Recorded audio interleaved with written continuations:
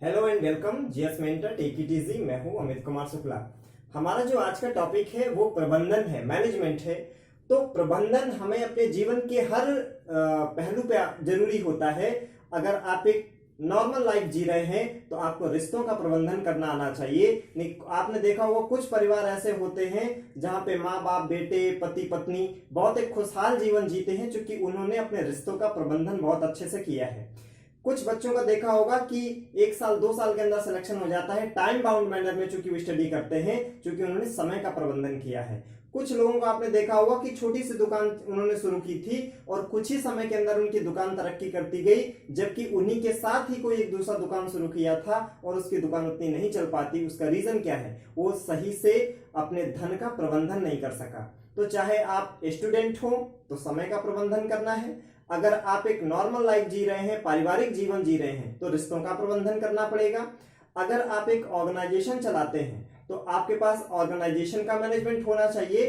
तो आपके जीवन में मैनेजमेंट हर समय शामिल है। इवन आपने सुना होगा कि आजकल लोग इवेंट को भी मैनेज करते हैं, तो उसको बोला जाता है इवेंट मैनेजमेंट।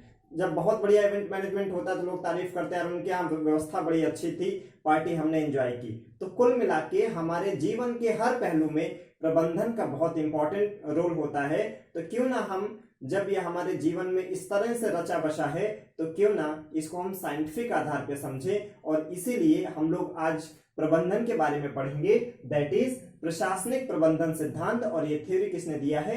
हेनरी फेयोल ने दिया है। हेनरी फेयोल कहते हैं वो संगठन को मानक बना के चलते हैं। आप जिस भी स्थिति में हो, आप उस स्थिति में इन चीजों को समझिएगा। मैं संगठन के आधार पे कह रहा हूं। अगर आप पिता हैं तो एक परिवार के नाते समझिएगा, अगर आप दुकान चलाते हैं तो संगठन को एक दुकान मानिएगा, राइट। और अगर आप एक स्टूडेंट हैं तो यहां पर ऑर्गेनाइजेशन का मतलब स्टूडेंट हो गया। नियम ये सार्वभौमिक है, सबके लिए इक्वल होंगे। हेनरी फेयोल का पहला चीज कहना है कि संगठन, कई बार आपने देखा होगा ये प्राइवेट है या सरकारी है, तो उन्होंने कहा संगठन ऐसा नहीं होता। संगठन में जो काम होते हैं वो एक तरह के ही होते हैं। वो अंतर जो होता है वो केवल ओनरशिप का या स्वामित्व का होता है। तो संगठन में किसी तरह के अंतर को मानने से इंकार करते हैं। क्यों? क्योंकि कहते हैं संगठन में हमेशा कुछ निश्चित तरह के ही कार्य होते हैं, जो चाहे प्राइवेट हो चाहे पब्लिक हो, वो सेम होता है। जैसे वित्तीय, फाइनेंशियल, जैसे तकनीकी, टेक्निकल, जैसे व्यावसायिक यानी कॉमर्शियल, जैसे सुरक्षा संबंधी यानी सिक्योरिटी कंसर्न, जैसे लेखांकन यानी कि ऑडिटिंग, जैसे कि प्रबंधकी। तो किसी भी तरह का ऑर्गेनाइजेशन हो, चाहे वो निजी हो चाहे सरकारी हो, उसमें जो एक्टिविटीज होती हैं वो बेसिकली 6 तरह की ही होती हैं। ठीक है ना? अब उन्होंने कहा कि ये जो प्रबंधन के हम लोग जब बात करते हैं तो उन्होंने जो प्रबंधकीय एक्टिविटीज होती, जो मैनेजरियल एक्टिविटीज होती हैं, उनको भी उन्होंने 5 पार्ट में ब्रेक किया है। कि जो मैनेजरियल एक्टिविटी होती है, जो मैनेजर का जो काम होता है, वो मैनेजर के 5 बड़े काम होते हैं। कौन कौन से मैनेजर के बड़े काम होते हैं? अगर आप एक पिता हैं तो आप मैनेजर हो गए। अगर आप दुकान के मालिक हैं तो दुकानदार मैनेजर हो गया। अगर आप स्टूडेंट हो गए तो आप अपने पूरी स्टडी प्लानिंग के मैनेजर हैं। तो ये आप जब किसी चीज का मैनेजमेंट करोगे, कोई भी मैनेजरियल एक्टिविटीज करोगे, तो बेसिकली 5 चीजें करते हैं। क्या है? पहली चीज पूर्वानुमान एवं नियोजन। पूर्वानुमान का मतलब है फोरकास्टिंग एंड प्लानिंग। पहला काम क्या होता है? आपको फोरकास्ट करना होता है कि इस साल ये क्वेश्चन आया था तो अगले साल इस क्वेश्चन के आने की प्रोबेबिलिटी है। या अगर आप कोई दुकान चला रहे हैं तो आपने देखा होगा कि यार इस प्रोडक्ट की बहुत ज्यादा डिमांड हो रही है, राइट, तो आने वाले समय में हो सकता है और डिमांड हो, तो हम इसके जैसे दूसरे प्रोडक्ट नहीं रखेंगे जिसकी ज्यादा बिक्री हो रही है और आगे बढ़ने की संभावना है इसके, आप वही सामान रखेंगे। तो एक मैनेजर के लिए बहुत जरूरी होता है कि वो चीजों को फोरकास्ट कर ले, पूर्वानुमान लगा ले। और जब आप पूर्वानुमान लगा लेंगे उसके बाद आप प्लानिंग करेंगे कि यार मुझे आगे का काम कैसे करना है। तो मैनेजर का पहला काम क्या हो गया? Forecasting and planning. दूसरा मैनेजर टास्क क्या होती है? संगठन निर्माण। कि जहां भी हैं, अगर आप दुकान है चला रहे हैं तो दुकान आपके लिए ऑर्गेनाइजेशन हो गया। आप कोशिश ये करें कि आपका जो ऑर्गेनाइजेशन है वो लगातार क्या होता जाए? बड़ा होता जाए। इसके लिए क्या करना है? जो भी जरूरी स्टेप है आपको उठाना होगा कि हमारे संगठन में कर्मचारी मित्रवत भावना से काम करते हैं कि नहीं, उनमें अपने संगठन को लेके, ऑर्गेनाइजेशन को लेके डेडिकेशन वाली भावना है कि नहीं। कहीं लड़ाई झगड़े वाले एम्प्लॉयज अगर हैं तो उनको भैया बाहर कर दीजिए, क्योंकि इन्वायरमेंट बहुत अच्छा होना चाहिए, तभी संगठन का निर्माण होगा। दूसरा काम। तीसरा, डायरेक्शन। मैनेजर हमेशा अपने से छोटे वाले कर्मचारियों को क्या देता है? डायरेक्शन देता है। अब जैसे अगर आप इसे छोटी दुकान के सेंस में देखेंगे तो देखेंगे जो दुकान का मालिक होगा वो बैठा रहेगा, और जब आप जनरल स्टोर में जाएंगे सामान मांगने तो जो लड़के वहां पे काम करते हैं उनको बोलता है इनको ये दो, उनको ये दो। तो डायरेक्शन का बहुत जरूरी है, राइट। अगर इसी तरह कोई भी ऑर्गेनाइजेशन हो उसमें मैनेजर जो डायरेक्शन देता है उसी के डायरेक्शन पे अगर काम किया जाए तो काम में बहुत सुविधा हो जाती है। चौथा, समन्वय, कोऑर्डिनेशन, राइट। अगर 4 एम्प्लॉइज कोऑर्डिनेट करके काम करते हैं तो उनकी एनर्जी, टाइम, कॉस्ट, रिसोर्सेस सब कम हो जाते हैं। और अगर उनमें कोऑर्डिनेशन नहीं होता है, समन्वय नहीं होता है, तो प्रयास तो बहुत ज्यादा करेंगे लेकिन उस अनुपात में उन्हें सफलता नहीं मिलती है। जैसे आप समन्वय का इंपॉर्टेंस समझे कि जब आप किसी म्यूजिक कंसर्ट में जाते हैं तो वहां पे harmonium, tabla, banjo, violin, accordion, band, ठीक है, सब कुछ बजता है और उनमें इतना बेहतरीन कोऑर्डिनेशन होता है कि आपको बेहतरीन मेलोडी सुनाई देती है। और अगर उनमें कोऑर्डिनेशन ना हो, सब एक साथ बजाते चले जाएं तो क्या हो जाएगा? शोर हो जाएगा। तो शोर और म्यूजिक में डिफरेंस क्या है? सारे म्यूजिकल इंस्ट्रूमेंट जब एक कोऑर्डिनेशन के तहत बजाए जाते हैं तो मेलोडी बन जाती है, और अगर कोऑर्डिनेशन नहीं होगा तो क्या हो जाता है? शोरगुल हो जाता है। इसलिए कोऑर्डिनेशन जो होता है वो रिजल्ट को पाने की प्रोबेबिलिटी को क्या करता है? बढ़ा देता है। Is that very clear? उसके अलावा नियंत्रण। अगर कंट्रोल नहीं है तो सब कुछ फेल हो जाएगा। जिस तरह क्रिकेट मैच में आप देखते हैं कि कैप्टन हर चीज में क्या कर रखता है? कंट्रोल रखता है, ताकि जीतने की संभावना क्या हो जाए? बढ़ जाए। तो हमने क्या देखा? कोई भी ऑर्गेनाइजेशन हो, बेसिकली 6 तरह की एक्टिविटीज होती हैं। फिर उसमें जो मैनेजरियल एक्टिविटीज होती है उसमें फोरकास्टिंग हो गया, ऑर्गेनाइजेशन स्ट्रक्चर हो गया, डायरेक्शन हो गया, कोऑर्डिनेशन हो गया, और क्या हो गया? कंट्रोल हो गया। फिर बेटर प्लानिंग कब होगी? देखिए, हेनरी फेयोल ने मैनेजमेंट के बारे में जब बताया तो कितना डिटेल में हर चीज बताई है। उन्होंने कहा कि मैनेजरियल एक्टिविटीज में प्लानिंग तो आता है, लेकिन बेटर प्लानिंग कब हो सकती है? जब उसमें 4 एलिमेंट हो। एकत्व, निरंतरता, सटीकता, समग्रता। यानी इंटीग्रिटी हो, कॉन्टिन्यूटी हो, प्रिसाइसनेस हो एंड टोटलिटी हो। इसका मतलब क्या है कि जो भी आप एफर्ट करें वो इंटीग्रेटेड वे में हो। जैसे आपके परिवार में कुछ काम होना है तो उसका जो बेटा है, बेटी है, पति है, पत्नी है, अगर चारों लोग एक ही डायरेक्शन में काम करेंगे तो सक्सेस होने की प्रोबेबिलिटी क्या हो जाती है? बढ़ जाती है। इसी तरह कॉन्टिन्यूटी। अगर कई बार मन ये एक बार आप फेल हो गए, 2 बार फेल हो गए तो छोड़ नहीं देना है, कॉन्टिन्यू वे में आपको एफर्ट करना है, तो कॉन्टिन्यूटी। तीसरा, सटीकता, प्रिसाइसनेस। जो आपको करना है एग्जैक्टली वही करना हो, ऐसा ना हो कि इससे मिलता जुलता वाला भी चलेगा।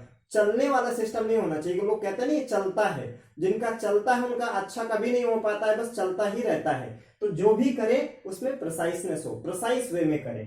समग्रता, टोटलिटी। जितने एफर्ट हो वो अलग अलग गोल को अचीव करने के बजाय सेम गोल को अचीव करें। यानी आपके एफर्ट्स में क्या होना चाहिए? टोटलिटी। जो बेटा सोच रहा है, जो बेटी सोच रही है, वही पति सोच रहा है, वही पत्नी सोच रही है, उस परिवार की तरक्की होने से कोई रोक नहीं सकता है। फिर हमने देखा कि जो हेनरी फेयोल है वो कहते हैं कि ऑर्गेनाइजेशन के 14 एलिमेंट्स होते हैं। मैंने फिर से कह रहा हूं, यहां पे ऑर्गेनाइजेशन जो वर्ड है, अगर कोई ऑर्गेनाइजेशन का मालिक है तो उसके लिए लिटरली ऑर्गेनाइजेशन है, संगठन है। अगर आप स्टूडेंट हैं तो यहां पर आपके लिए आपका जो ऑर्गेनाइजेशन हो गई वो स्टडी हो गई। अगर आप एक पिता हैं या भाई हैं तो आपके लिए ऑर्गेनाइजेशन का मतलब क्या हो गया? फैमिली हो गया। तो आप उसी दृष्टिकोण से समझे। तो जो ऑर्गेनाइजेशन होता है उसमें 14 प्रिंसिपल्स होते हैं। वो प्रिंसिपल क्या है, हम एक एक करके देख लेते हैं। पहला काम, कोई जो संगठन होता है, कार्य का विभाजन, डिवीजन ऑफ द वर्क। जब कोई एक बड़ा गोल होता है तो आपने देखो उसको माइक्रोवेव में प्लान करना होता है। कि जैसे आप घर भी बनाते हैं तो क्या होता है, यहाँ पे किचन बनाएंगे, यहाँ पे वॉशरूम बनाएंगे, यहाँ पे अपना डाइनिंग रूम बनाएंगे, यहाँ पे स्टडी रूम बनाएंगे, यहाँ पे पूजा वाला कमरा बनाएंगे। क्यों? एक आपका जो बड़ा काम था कि घर बनाना है, फिर आपने क्या डिसाइड किया, यहाँ पे ये कमरा, यहाँ पे ये कमरा, यहाँ पे ये कमरा, तभी तो आपका एक सुंदर घर बन पाएगा। इसी तरह अगर आप प्रिपरेशन करते हैं तो क्या डिसाइड करते हैं, इतने महीने में प्री, इतने महीने में मेंस, इतने महीने में इंटरव्यू देना है। फिर प्रीलिम्स में भी देखते हैं कि मुझे किस टॉपिक में कितना समय देना है। तो जो भी आप काम करें उसको क्या करें, छोटे छोटे हिस्सों में बांट ले, ताकि आपको बार बार सोचना ना पड़े हमें करना कैसे है। ठीक है ना। तो पहला काम हो गया division of the work. Second, प्राधिकार एवं उत्तरदायित्व, अथॉरिटी एंड द रिस्पॉन्सिबिलिटी।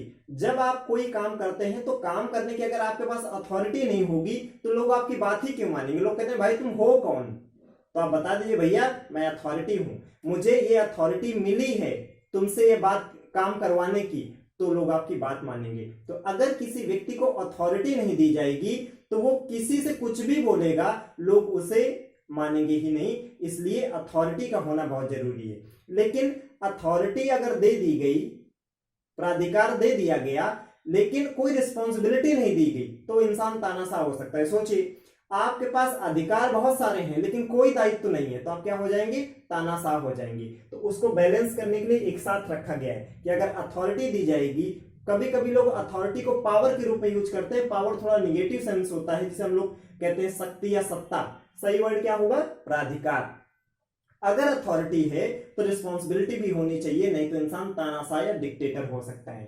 तीसरा, unity of command. Unity of command का मतलब क्या है कि एक जो बॉस है वो अपने कई सबऑर्डिनेट या जूनियर को तो ऑर्डर दे, लेकिन एक जूनियर सिर्फ एक ही बॉस से ऑर्डर ले, नहीं तो क्या हो जाएगा, वो जो जूनियर है वो कोई काम कर ही नहीं पाएगा। ऐसे देखें, एक फैमिली में 6 लोग हैं, एक उसमें से बेटे का नाम है मुन्ना। पापा ने मुन्ना से कहा कि तुम छोटे वाले भाई के स्कूल चले जाओ, उसको स्कूल से ले आओ। वो जब तक जाने के सोच ही रहा था, उसकी मम्मी ने कहा कि मामा जी आ रहे हैं, जाओ पहले दुकान से सामान लेके आओ। जब वो ऐसा कर ही रहा था तो बड़े भाई ने कहा ऐसा है कि वहां मैं कुछ मोबाइल बनने के लिए डालाया था, मेरा मोबाइल जाके ले आओ। अब वो क्या रहा है, एक मुन्ना जो कि जूनियर है, इसको ऑर्डर देने वाले 3 लोग हैं। पापा अलग ऑर्डर दे रहे हैं, मम्मी अलग ऑर्डर दे रही है और बड़ा भाई अलग ऑर्डर दे रहा है, तो मुन्ना कुछ नहीं कर पाएगा। और फिर मुन्ना से पूछा जाएगा बताओ भाई तुमने किया क्या, तो उसको कुछ करने ही नहीं दिया गया, अलग अलग ऑर्डर उसे मिलते रहे। तो मुन्ना को ऑर्डर कोई एक ही व्यक्ति दे तभी मुन्ना ढंग से काम कर सकता है। तो क्या होना चाहिए, यूनिटी ऑफ कमांड होना चाहिए, यानी एक व्यक्ति एक ही बॉस से ऑर्डर प्राप्त करे, नहीं कुछ हो नहीं पाएगा। ठीक है। अगर हम एडमिनिस्ट्रेटिव एग्जांपल से समझे कि मान लीजिए एक व्यक्ति है मिस्टर माइकल। मिस्टर माइकल के बॉस ने कहा कि वहां देखो सांप्रदायिक दंगे हो गए हैं, तुरंत पहुंचो, ग्राउंड रिपोर्ट बताओ। वहां वो चलने ही वाला था तबकि दूसरे बॉस का फोन आ गया, ऐसा है वहां पे आग लगी हुई है, तुरंत दमकल विभाग की गाड़ी लेके जाओ। वो जो मिस्टर माइकल है वो दमकल विभाग की गाड़ी की ओर गया। जैसे ही थोड़ी दूर गया, तीसरे बॉस का फोन आया है कि वहां बाढ़ में लोग डूब रहे हैं, वो जल्दी से रेस्क्यू ऑपरेशन कराना है, फौरन वहां पहुंचो। अब मिस्टर माइकल वहां पहुंच जाएगा। क्या मिस्टर माइकल के साथ प्रॉब्लम हो रही है, वो काम चोरी नहीं कर रहा है, वो काम करना चाह रहा है, लेकिन उसको बार बार अलग अलग मैनेजर, अलग अलग बॉस, अलग अलग ऑर्डर दे रहे हैं, कमांड दे रहे हैं, तो कुछ कर ही नहीं पाएगा। और लास्ट में शाम को पूछा जाएगा मिस्टर माइकल तुमने किया क्या है, वो तो कुछ नहीं कर पाएगा। क्यों नहीं कर पाएगा, अलग अलग बॉस उसे अलग अलग ऑर्डर देते रहे, कमांड देते रहे। तो अगर आप चाहते हैं कि समय ना बर्बाद हो, ऊर्जा ना बर्बाद हो, तो एक बॉस, जो एक व्यक्ति है जो सबऑर्डिनेट है, जूनियर है, वो एक ही बॉस से ऑर्डर ले ताकि कार्यों का दोहराव नहीं होगा। फिर यूनिटी ऑफ डायरेक्शन।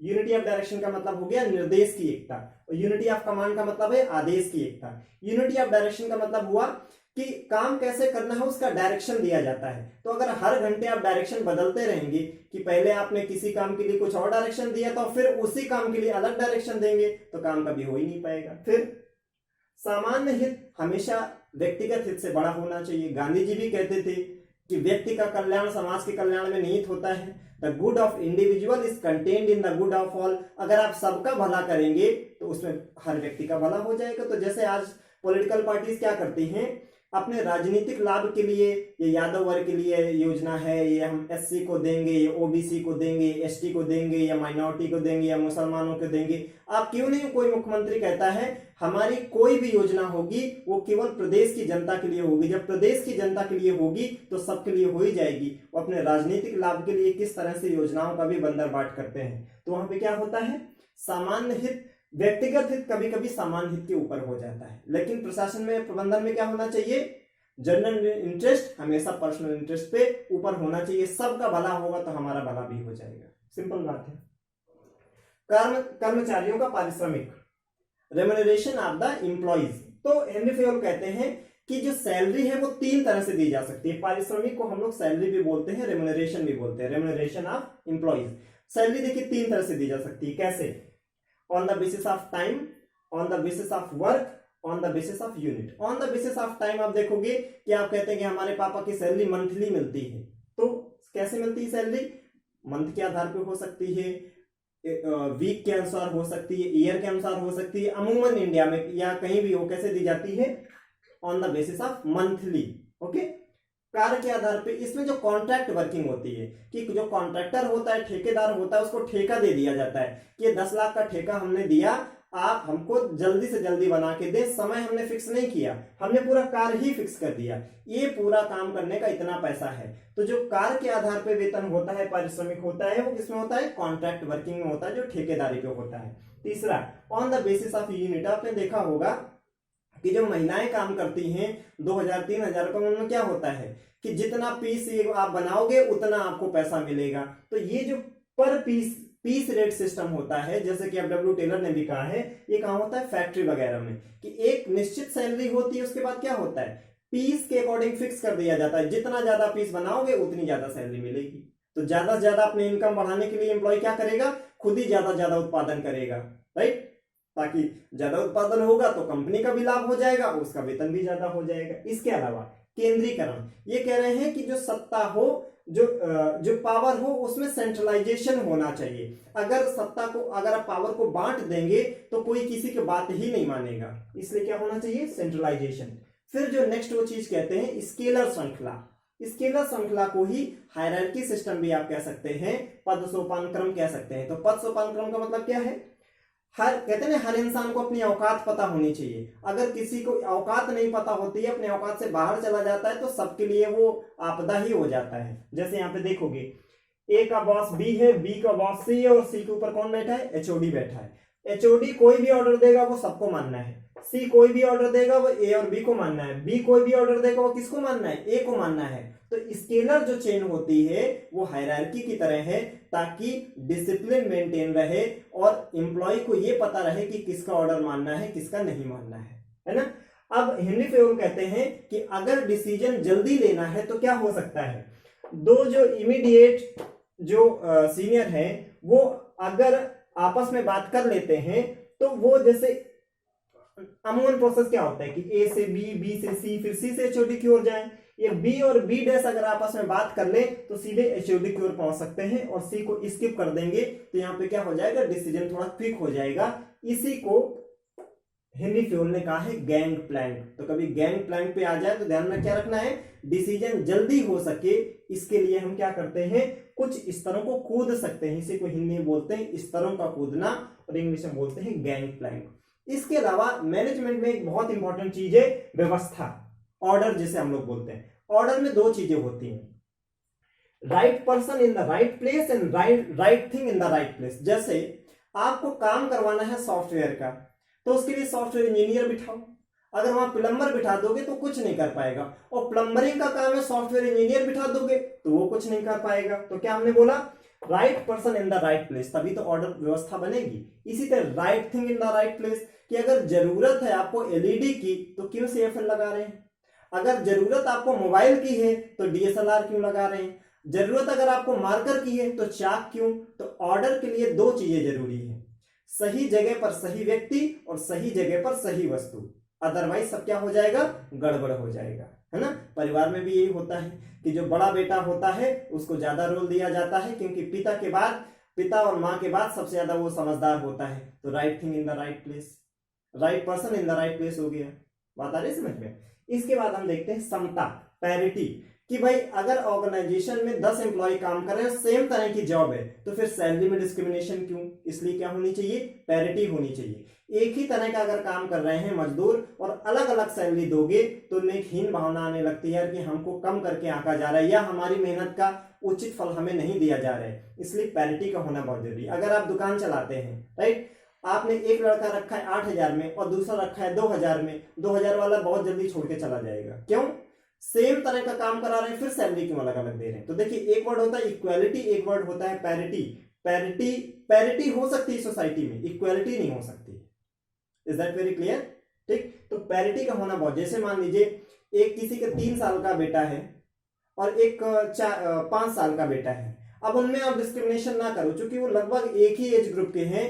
अगर अब उसमें एक बच्चे को ज्यादा करोगे तो दूसरे को लगेगा या हमारे माँ बाप हमें निग्लेक्ट कर रहे हैं, और ये चीजें उसके, अभी बच्चा भले है लेकिन ये चीजें उसके जहन में घर करती चली जाती हैं, और वो जब बड़ा होता है तो ये महसूस करता है कि जब मैं छोटा था तो मुझे वो प्यार और दुलार मिला ही नहीं जिसका मैं हकदार था। तो जब माँ बाप को सहारे की जरूरत होती है तो बच्चा वो प्यार नहीं दिखाता है माँ बाप की तरफ, तो रिश्तों में दिक्कत आ जाती है, रिश्तों का प्रबंधन फिर सही से नहीं हो पाता। इसलिए क्या होनी चाहिए, पैरिटी होनी चाहिए। सेकंड, स्थायित्व, कर्मचारियों में स्टेबिलिटी होना चाहिए, जॉब सिक्योरिटी वाली फीलिंग होना चाहिए। अगर एम्प्लॉय को ये लगता है यार हमारा मालिक हमको कभी भी निकाल सकता है, तो वो पूरे तन मन धन से काम कर ही नहीं पाएगा और कभी भी दुकान छोड़ के जा सकता है। तो आप सोचे, आपकी दुकान भगवान भरोसे चल रही है जहां एम्प्लॉय कभी भी छोड़ के जा सकता है। आज आप किसी को लाए थे वो चला गया, कल दूसरे को लाएंगे वो भी चला जाएगा, परसों किसी और को लाएंगे वो भी चला जाएगा, और धीरे धीरे आपका कस्टमर भी आपके पास से जाने लगेगा। इसलिए जरूरी क्या है कि आपके यहाँ जो काम करें उनमें कहीं ना कहीं स्टेबिलिटी वाली फीलिंग होनी चाहिए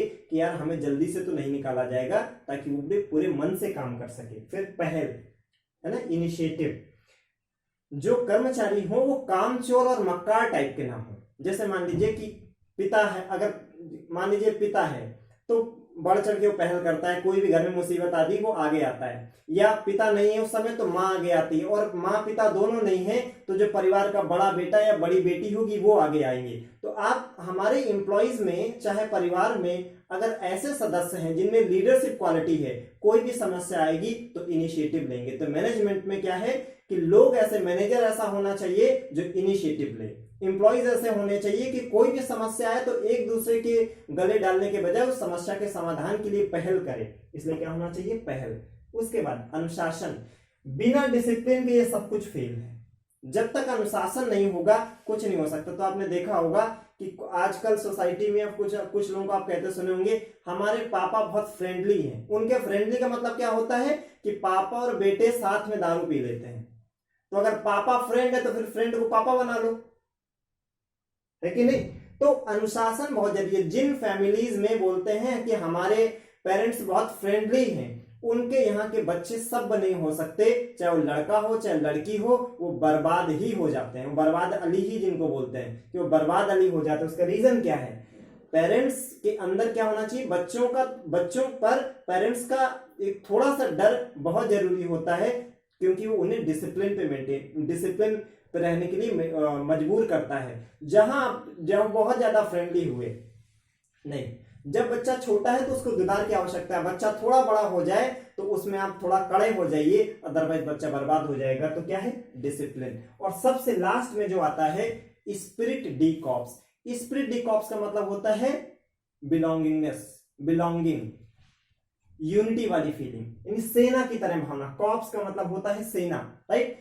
जिस तरह से सेना जिस डेडिकेशन के साथ अपने ऑर्गेनाइजेशन के लिए काम करती है, अगर कर्मचारियों और मैनेजर में अपने ऑर्गेनाइजेशन के लिए वही डेडिकेशन आ जाए, राइट, फिर उस ऑर्गेनाइजेशन, संगठन, दुकान, परिवार को आगे बढ़ने से कोई नहीं रोक सकता। आप खुद सोचिए, आपका कोई छोटा सा वर्कशॉप है, उसमें 10 लोग काम करते हैं, और उसमें 10 के 10 कैसे हैं कि यार ये काम हम पूरा करके जाएंगे, नो मैटर कितना समय हो गया है, 8 बज गया, 10 बज गया, 12 बज गया, कोई बात नहीं, ये हम काम करके जाएंगे। तो जो डेडिकेशन सेना का, कॉर्प्स का अपने ऑर्गेनाइजेशन के लिए होता है, अगर उस तरह का डेडिकेशन किसी भी ऑर्गेनाइजेशन में होगा, तो चाहे वो परिवार हो, चाहे वो दुकान हो, चाहे कोई मिल फैक्ट्री हो, उसको तरक्की से कोई नहीं रोक सकता। आप देखिए सेना में किस तरह का डेडिकेशन होता है, वो अपनी ड्यूटी अपने जान पर खेल के देता है। कोई और से देता है? कोरोना के दौरान आपने देखा होगा डॉक्टर्स ने किया, राइट, कि जो फर्स्ट वेव आई थी इसमें कितने डॉक्टर्स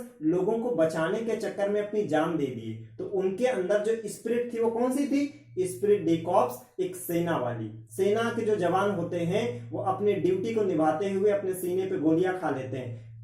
आपको ऐसे एग्जाम्पल किसी और ऑर्गेनाइजेशन में नहीं मिलेंगे। इसलिए जब कभी डेडिकेशन का एग्जाम्पल दिया जाता है तो सेना का दिया जाता है। और अगर ये सब चीजें हैं तो अगर आप परिवार है और इन 14 चीजों का ध्यान रखते हैं, आपका पारिवारिक जीवन बहुत सुखी होगा। आपके बच्चे, पति पत्नी सब में बहुत सामंजस्य होगा। अगर आप दुकान चलाते हैं, 1 साल 2 साल के अंदर आपकी दुकान बहुत तरक्की कर जाएगी।